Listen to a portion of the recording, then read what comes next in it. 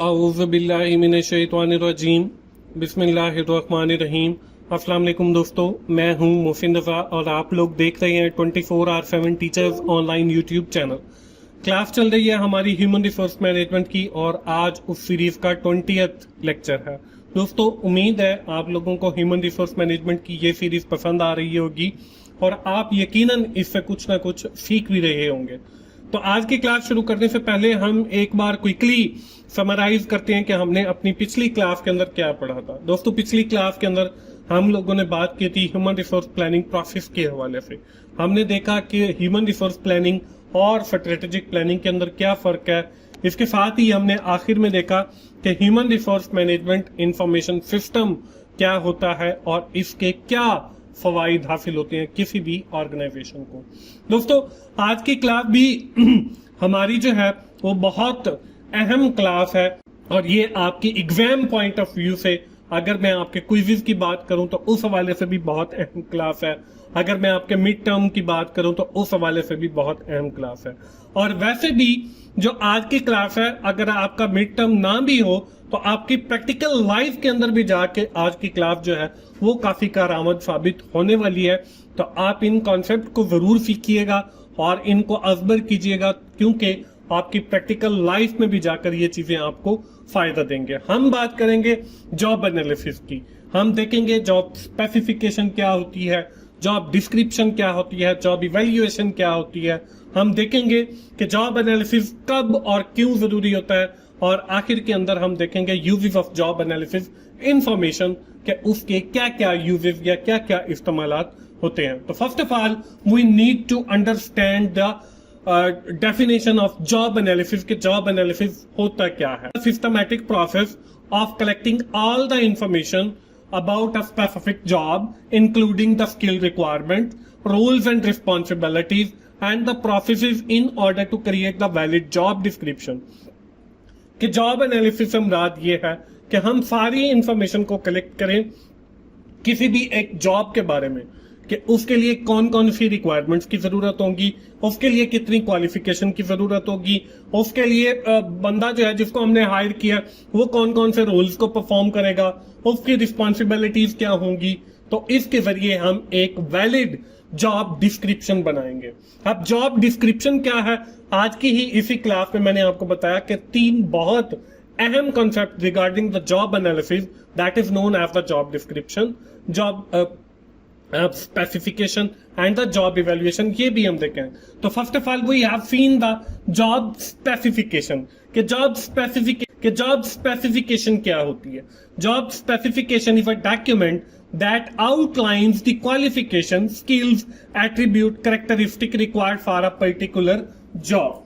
तो job specification से मुराद ये है कि हम ये देखते हैं कि इस जॉब को परफॉर्म करने के लिए आपके पास कितनी क्वालिफिकेशन होनी चाहिए, आपके पास कौन सा स्किल सेट होना चाहिए, उसके आपके पास क्या क्या कैरेक्टरिस्टिक होनी चाहिए। फॉर एग्जांपल मैं बात करता हूं जी आईटी पर्सनल की, जिसके अंदर आपके की पंच ऑपरेटर आते हैं, जिसके अंदर आपके पास डेटा एंट्री आते हैं, जिसके अंदर आपके पास सीईओ आते हैं कंप्यूटर ऑपरेटर, जिसके अंदर आपके पास सीनियर कंप्यूटर ऑपरेटर आते हैं, प्रोग्रामर्स आते हैं। तो all these related to the IT cadre.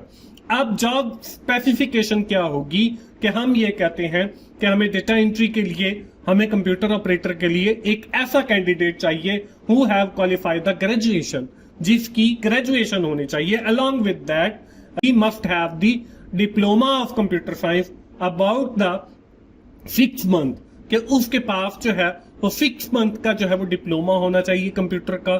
तो देन ही और she will be eligible for applying the post of data entry operator as well as the computer operator।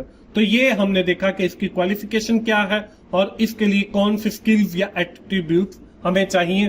तो ये है जॉब स्पेसिफिकेशन। उसके बाद हमारे पास आता है जॉब डिस्क्रिप्शन। अब जॉब डिस्क्रिप्शन क्या होता है?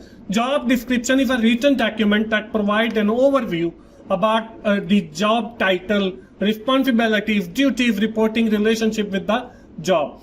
अब देखें, जॉब स्पेसिफिकेशन के अंदर देखा कि हमें कौन सी क्वालिफिकेशन चाहिए, कितनी क्वालिफिकेशन चाहिए। जॉब डिस्क्रिप्शन के अंदर देखा कि हमने वो जो कैंडिडेट है उसकी रिस्पॉन्सिबिलिटीज क्या होंगी, उसका जॉब टाइटल क्या होगा, वो कौन कौन से टास्क को परफॉर्म करेगा। तो ये हमारा, जैसे मैं डेटा एंट्री की बात करता हूं तो हम कहते हैं कि वो डेटा एंट्री करेगा, कुछ रिपोर्ट्स हैं तो उनको प्रिंट आउट करेगा। तो ये बेसिकली डेटा एंट्री की जो है वो जॉब डिस्क्रिप्शन आ गई। इसके बाद अब हमारे पास जो आखिरी चीज है वो है जॉब इवैल्यूएशन। जॉब इवैल्यूएशन क्या है? Job evaluation is a process used to determine the job worth or job value within the organization. It is based on the job complexity, skills, responsibility and requirements of the job. कि हम उसको evaluate करें कि हमारी जो job है उसकी उस कंपनी के अंदर कितने वर्थ है।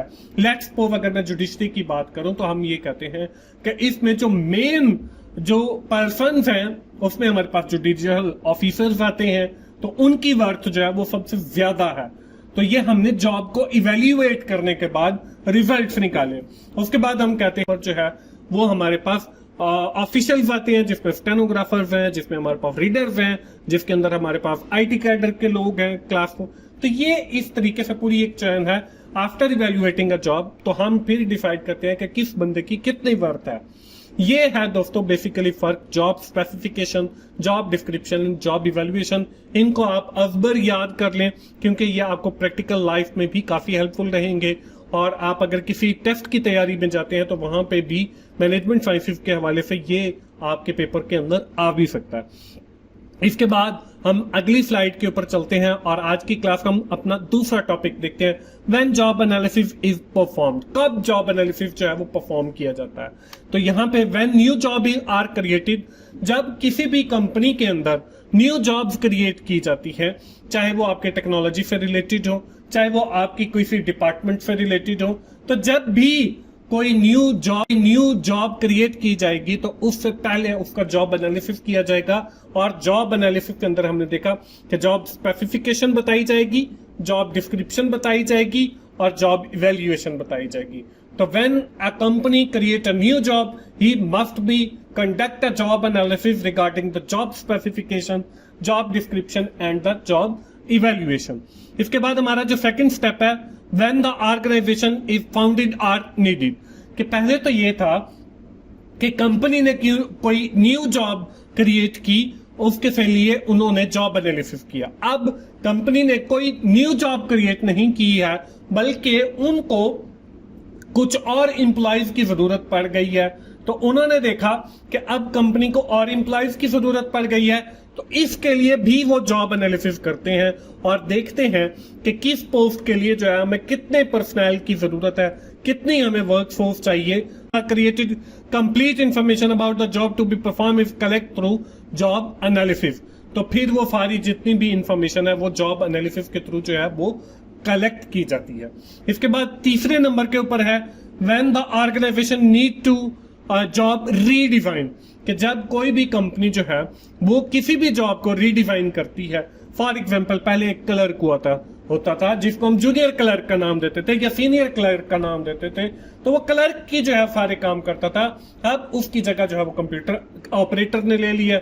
अब सारे जितने भी काम है तो वो कंप्यूटर ऑपरेटर कर रहा है। तो अब क्या हुआ कि आपका क्लरिकल जूनियर क्लर्क से जो है वो आपकी जॉब रीडिफाइन होके डेटा एंट्री ऑपरेटर या की पंच ऑपरेटर के ऊपर चली गई। तो जब भी कंपनीज जॉब को रीडिफाइन करती हैं या रीडेजिग्नेट करती हैं तो फिर भी उन्हें जॉब एनालिसिस की जरूरत पड़ती है। इसके बाद आखिरी है when the organization need for development, जब कंपनी ये चाहती है कि उसके लोगों की डेवलपमेंट की जाए तो फिर भी जॉब एनालिसिस कंडक्ट किया जाता है। फॉर एग्जांपल पहले हमारी कंपनी के अंदर कुछ बूढ़े लोग काम कर रहे थे, जैसे ही हमारी कंपनी के अंदर कंप्यूटर आया तो हमने उन्हें कहा कि आपको जो है वो ट्रेनिंग एंड डेवलपमेंट की जरूरत है to operate this computer system. तो फिर भी कंपनी जो है first of all job analysis को जो है परफॉर्म करेगी, देन जो है उनके कोई ट्रेनिंग सेशन वगैरह करवाएगी। तो ये है बेसिकली कुछ सिचुएशंस जिनके अंदर हम जॉब एनालिसिस को जो है परफॉर्म करते हैं। इसके बाद दोस्तों आज की क्लास का हमारा जो आखिरी टॉपिक है वह है uses of job analysis information, कि हम जो भी जॉब एनालिसिस करते हैं उससे हम जो भी इंफॉर्मेशन कलेक्ट करते हैं उसको हम कहां पे यूज करते हैं। तो पहले जो है रिक्रूटमेंट एंड सिलेक्शन, कि जितनी भी हम इंफॉर्मेशन कलेक्ट करते हैं जॉब एनालिसिस के थ्रू, उसको कैंडिडेट की इस्तेमाल करते हैं। इसके बाद जो सेकंड नंबर के पे पॉइंट है कंपनसेशन एंड बेनिफिट्स, कि जब भी हम जॉब एनालिसिस करते हैं तो हमें यह पता चल जाता है कि इस जॉब के लिए हमने ये बेनिफिट्स जो है वो प्रोवाइड करने हैं, तो फिर हम जितनी भी इंफॉर्मेशन होती है रिगार्डिंग द जॉब एनालिसिस, उसको हम उस आदमी को कंपनसेशन एंड बेनिफिट्स देने के लिए भी इस्तेमाल करते हैं। इसके बाद जो है वो है सेफ्टी एंड हेल्थ। हम जो है जॉब एनालिसिस परफॉर्म करते हैं also valuable in identify safety and health configuration, कि हम उन्हें प्रोवाइड करते हैं एक गुड वर्किंग एनवायरनमेंट जहां पे लोग सिगरेट नहीं पीते, यहाँ पे आपकी सेहत का बहुत ख्याल किया जाता है। तो जब भी हम कोई जॉब एनालिसिस परफॉर्म करते हैं तो उससे जितनी भी इंफॉर्मेशन होती है उससे हम सेफ्टी एंड हेल्थ को भी देखते हैं। इसके बाद जो है वो है रिकॉर्ड मेंटेनेंस, कि आप जब जॉब एनालिसिस को परफॉर्म करते हैं तो you have to record all the things related to the candidate, कि आपके पास रिकॉर्ड जो है वो मेंटेन हो रहा है। अगर कोई आदमी छोड़ जाता है तो आपको पता है कि हमें जॉब स्पेसिफिकेशन ये है, हमारी जॉब डिस्क्रिप्शन ये है, तो हमें इस टाइप का जो है वो बंदा चाहिए। तो हम प्रीवियस रिकॉर्ड से या प्रीवियस जो आपके पास डेटा बैंक अवेलेबल है उसके थ्रू जो है हम कैंडिडेट को सेलेक्ट कर लेते हैं विदाउट वेस्टिंग आवर टाइम। इसके बाद जो है वो है training and development. Job analysis के थ्रू हम ये ट्रेनिंग एंड डेवलपमेंट भी करवाते हैं। इसके बाद आखिरी जो है डिस्कवरी अनअसाइन्ड ड्यूटीज, तो हम ये भी डिस्कवर करते हैं या ये भी आइडेंटिफाई करते हैं कि हमारे कौन से टास्क या कौन सी ड्यूटीज ऐसी हैं जो अभी तक किसी को असाइन नहीं हुई। तो जॉब एनालिसिस के थ्रू हमें ये पता चल जाता है। तो जब हमें ये पता चल जाता है कि इस बंदे को कोई भी ड्यूटी असाइन नहीं हुई तो हम उसको असाइन कर देते हैं। तो ये है दोस्तों हमारी आज की क्लास। और आज की क्लास जो है हम यहीं पे खत्म करते हैं। एक बार क्विकली जो है समराइज करते हैं। जैसे कि मैंने आपको पहले भी बताया कि आज की क्लास बहुत अहम थी। आप कोशिश करें YouTube के ऊपर इसको बार बार देखें और इन टॉपिक्स को जॉब स्पेसिफिकेशन, जॉब डिस्क्रिप्शन और जॉब इवैल्यूएशन इनको अवबर करें और इनके दरमियान क्या डिफरेंस है इसको भी देखें। इसके साथ ही हमने देखा कि जॉब एनालिसिस कब परफॉर्म किया जाता है और उससे जो इंफॉर्मेशन कलेक्ट होती है उसको कहाँ पे यूज किया जाता है। तो आज की क्लास हम यहीं पे खत्म करते हैं और आखिर में मैं यही कहूंगा कि आप मेरी वीडियोस को लाइक कीजिए, शेयर कीजिए और कमेंट भी किया करें और मेरे चैनल को सब्सक्राइब करें ताकि हर वीडियो आप लोगों तक पहुंच सके।